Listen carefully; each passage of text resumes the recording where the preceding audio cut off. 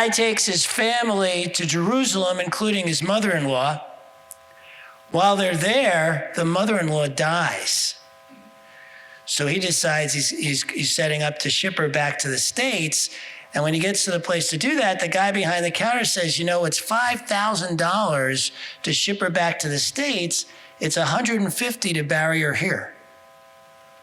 So he thinks about it for a minute. Says, no, I think I'm going to ship her back.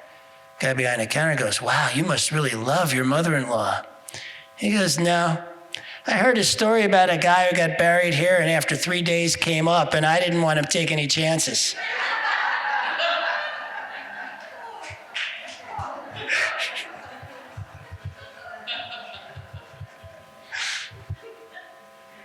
Clearing the clutter.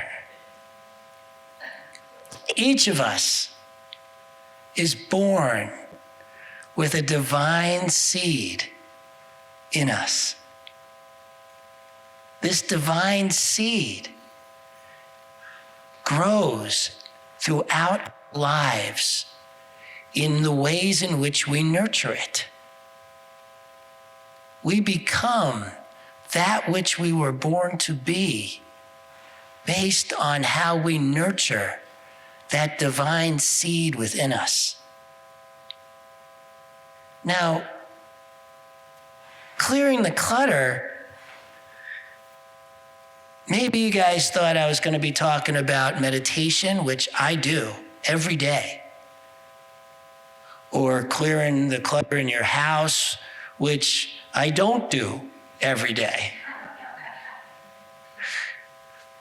In fact, one of the things that I learned in retail sales when I was in a store is that when things are hopping and there's lots of people in the store, you don't worry about at all how cluttered things get.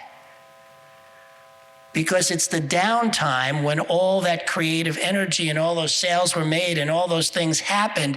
After that, all that, then you get back to clearing the clutter, preparing yourself for the next wave of, in retail sales, it's sales, but in our lives, it's creativity.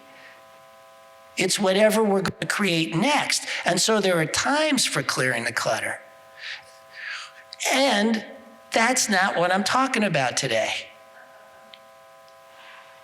I'm talking about how easily distracted we get from that which is ours, our nature,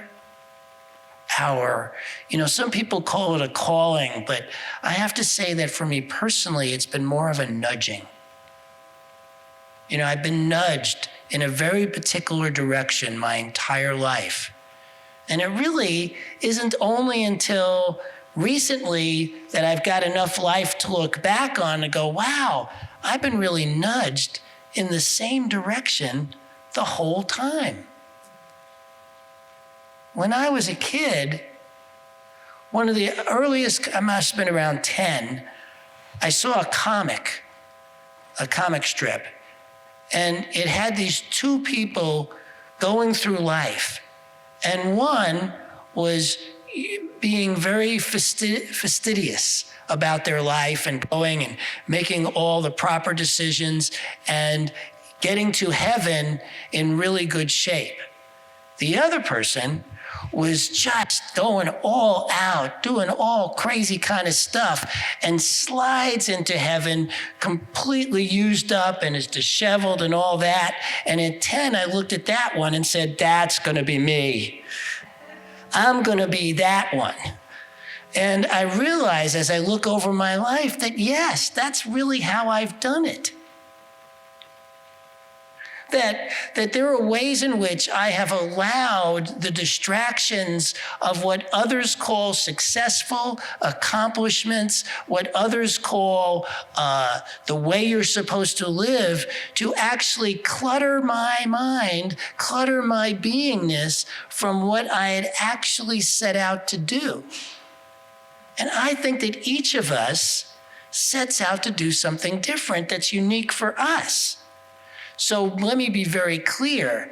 I am in no way saying that you ought to live your life so you wind up at the end of the road like you used everything up and are a mess. That's just me.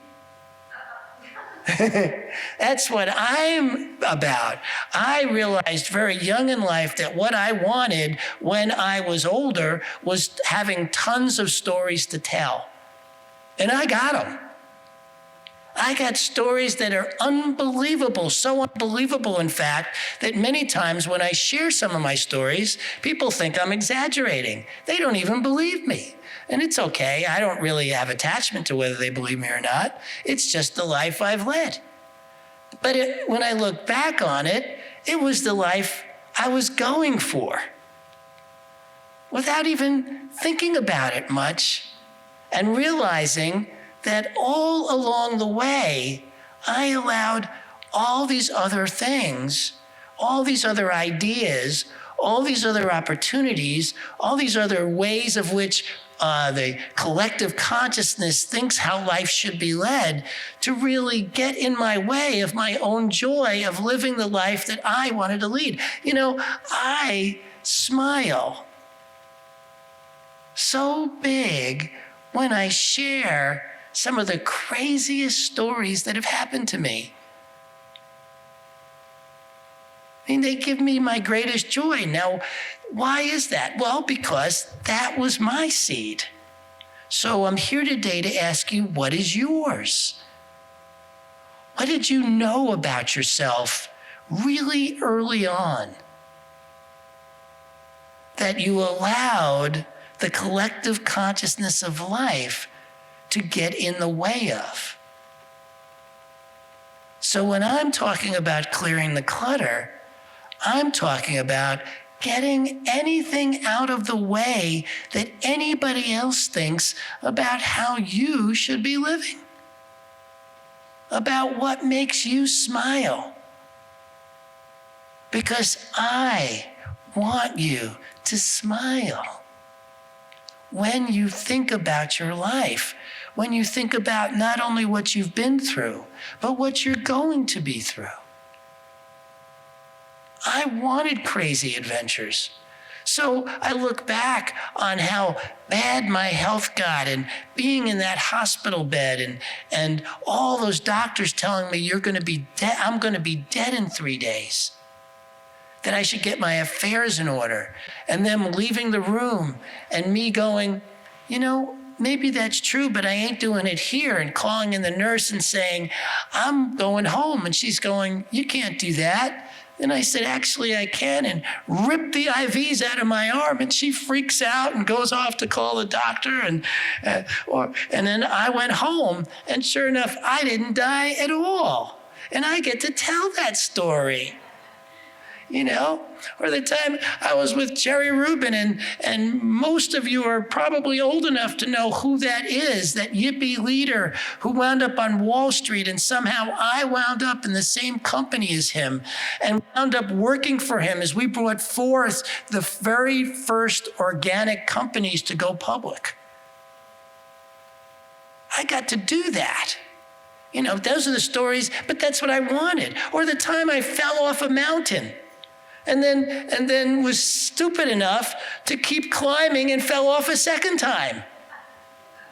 And yet lived to tell the tale.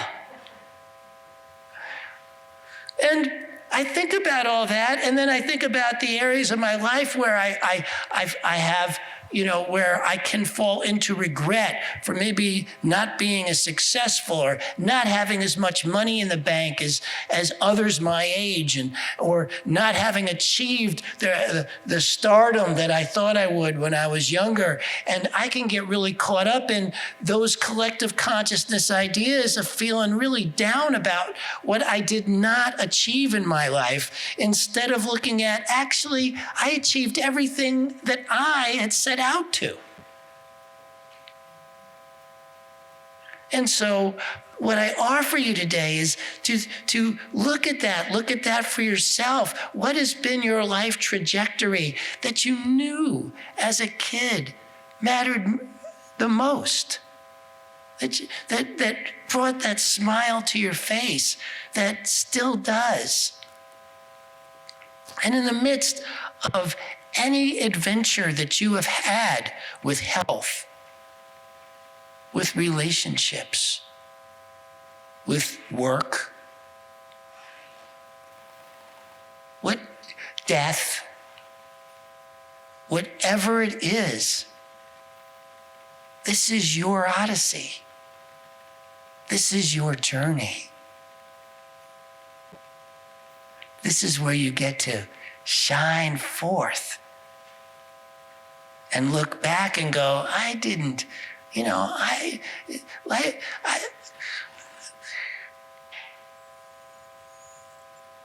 can't imagine having, in fact, I had a job once when I was younger working for a company called Club Med.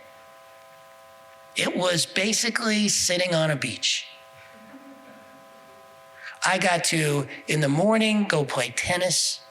In the afternoon, go windsurfing. Later in the day, play tennis again. And that evening, perform. And I was offered that job. I was 26 at the time.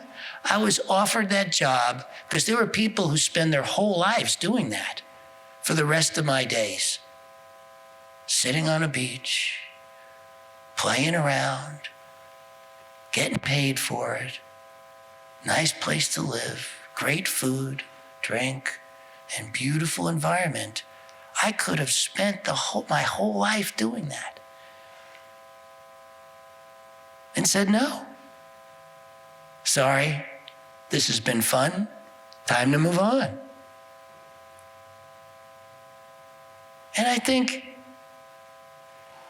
most of us, when we think about the challenges in retrospect, maybe not when you're in them, when you're in the challenge, it can be stressful, you can be, it's upsetting and this and that. But look back on some of your biggest challenges in your life, and there's something in there that for you made it your life. Made it your life out of who you are, the divine being, the beauty, the wonder of who you are. One of the things that is coming to me more and more these days is not fighting who I am to be different. Because I notice I've done that a lot in my life. Maybe you haven't. Maybe it's just me. Walking through my day and thinking about, well, especially when I was younger, how I needed to be more disciplined or less boisterous. I mean, God knows how many times in my life I have been told to quiet down.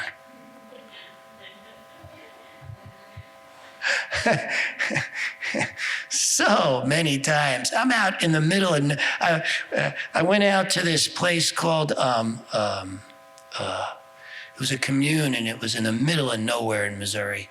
And I went out there for a couple of months, and I'm sitting in the middle of nowhere, and I'm cracking up about, I can't even remember what. I was laughing so loud that like 15 people came out of wherever they were and came around and go, shh.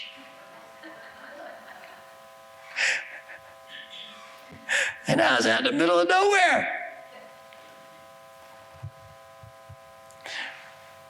But you want to look at yourself and see how you've tried to change yourself, twist yourself, be what the collective consciousness says is correct, accurate.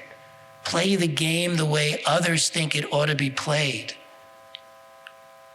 And see how you did it. And enjoy how you did it. And that's what I'm doing more and more of these days is not looking at that I don't have all the funds for retirement in the bank I would like. I don't have, don't own my home after a 30-year mortgage. And maybe you do, and that's the life you led. And so that's what worked for you, and be proud of that and be happy, with the choices you made that fit who you are. But if you have made choices that don't fit who you are, look at that too, and so that you can deepen the true nature of that divine seed that was planted in you right at birth.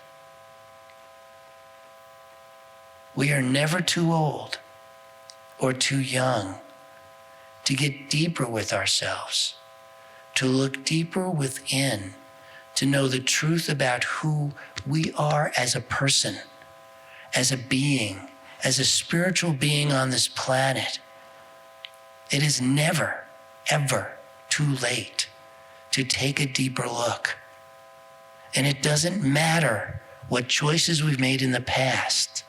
What matters is today, right now, and how we move forward from that.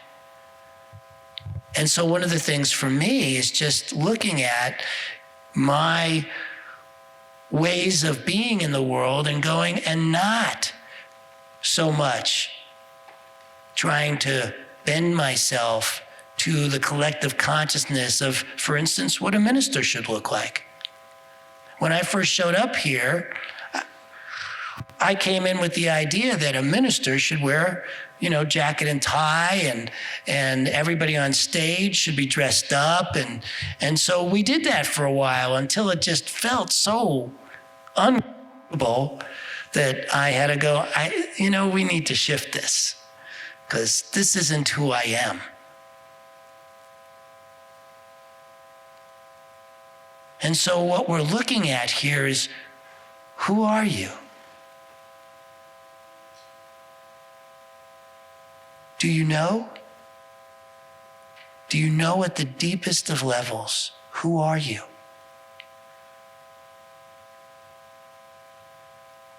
Have you sold out parts of yourself for the collective consciousness? If so, okay. But it's not too late to stop doing that.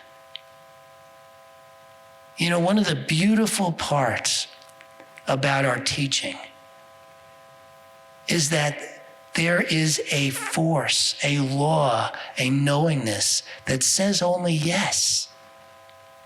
You are my beloved. Yes, you get to have this. So whatever you choose to be, whoever you choose to be, the universe will organize around that, because you get to be that. You get to be in this world who you truly are, and allow your world to organize around that. One of the most fascinating things for me since I have come here has been the making movies part of the ministry. Now, to be honest, when I first got out here, I had no idea that I had any interest in that at all. That this is not something that I had thought about all my life or whatever. I've liked movies.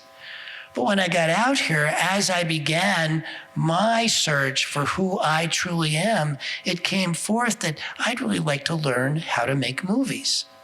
And so without knowing how that was going to unfold past that, I went to school for it. And they taught me how to make movies.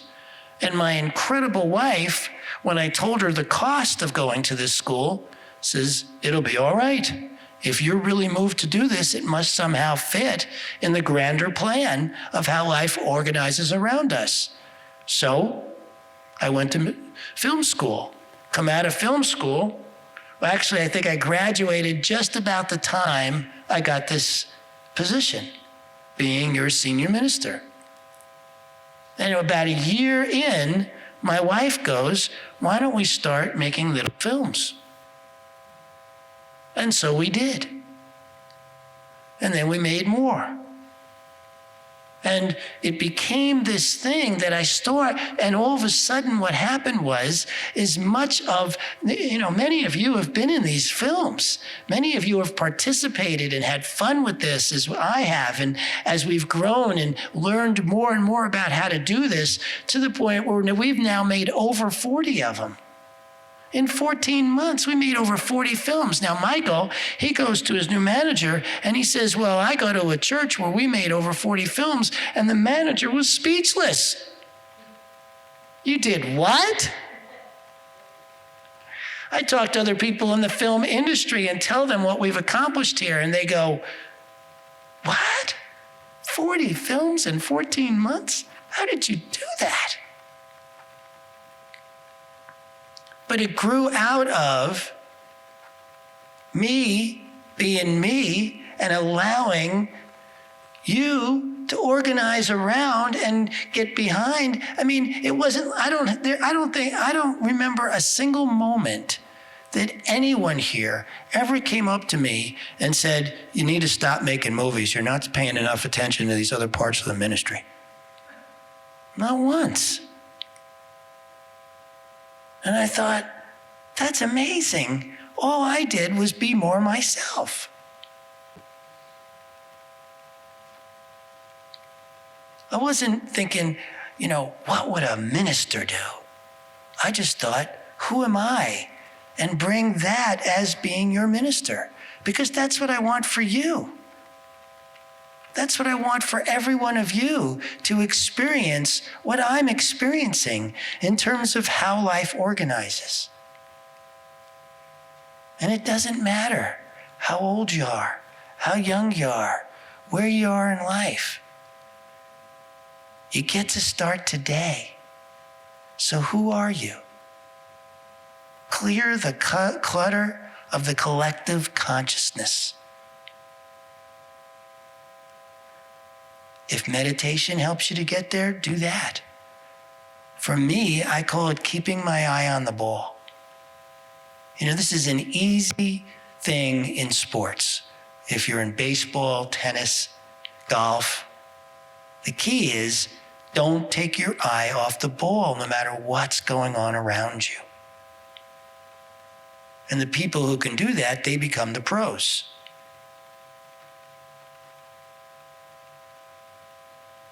Well, you're the pro in your life.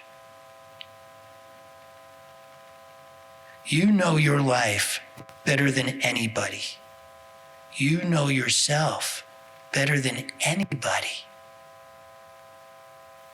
So ask yourself, is there a deeper part of me that wants expression?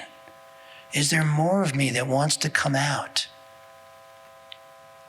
And then look at what your next step is in doing that. Because, this is a step-by-step process, right?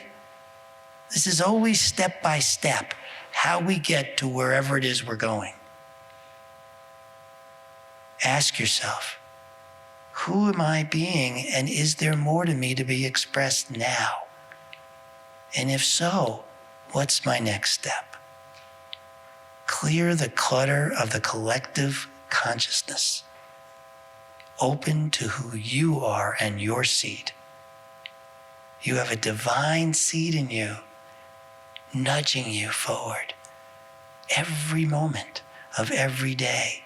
Hey, express us more.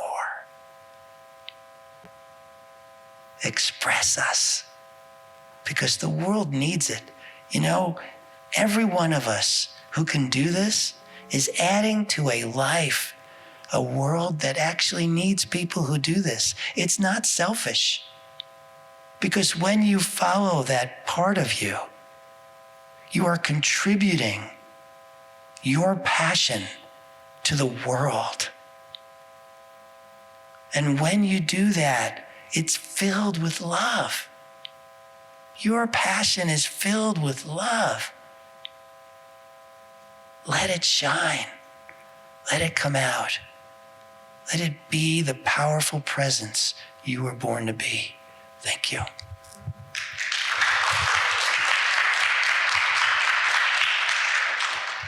Okay, thank you. This is the part of our program where we invite somebody down to be prayed on. Today it's going to be Lexi. Come on down.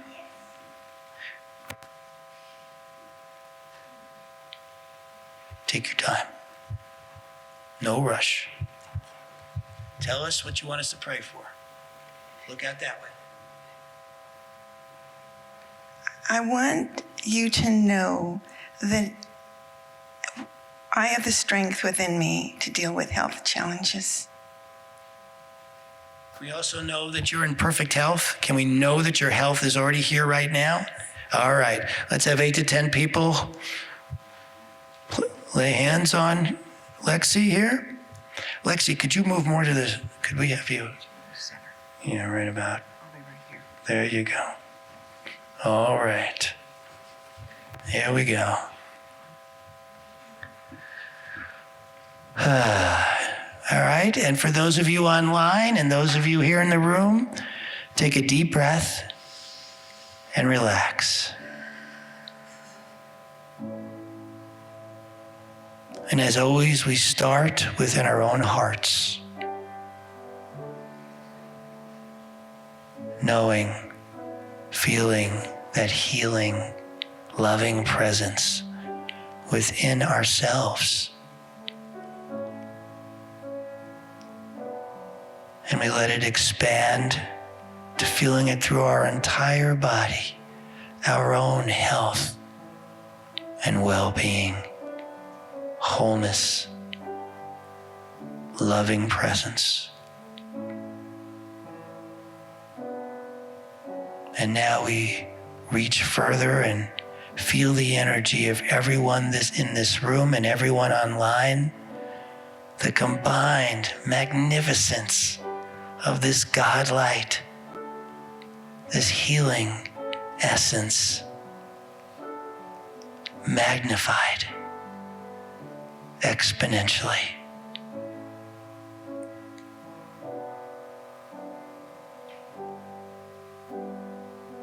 And now we send it through Lexi. All this power and energy, the God energy of all of us in Lexi as health, as well-being, knowing every cell of her body is vibrating with this health, strength, this well-being, this wholeness, right here and right now. Sings out to you, my love. My soul sings out to you. My soul sings out to you, my love. My soul sings out to you. My soul sings out to you, my love. My soul sings out to you. And I know right here and now, Lexi's well-being, her health, her wholeness. I know the power and presence of the God beingness that Lexi is, that we all are right here and now. That her birthright of health and wholeness, her strength and power is who Lexi is. And I am so grateful for the power and presence of our spiritual community, our spiritual family, as we come together and know the truth for each and every one of us as we know it today for Lexi, and all say together, and so it is.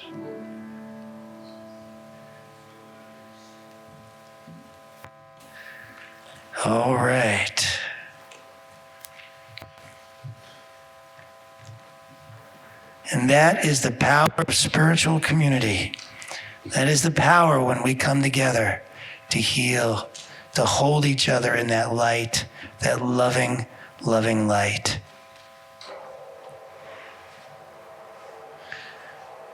Thank you for that. All right.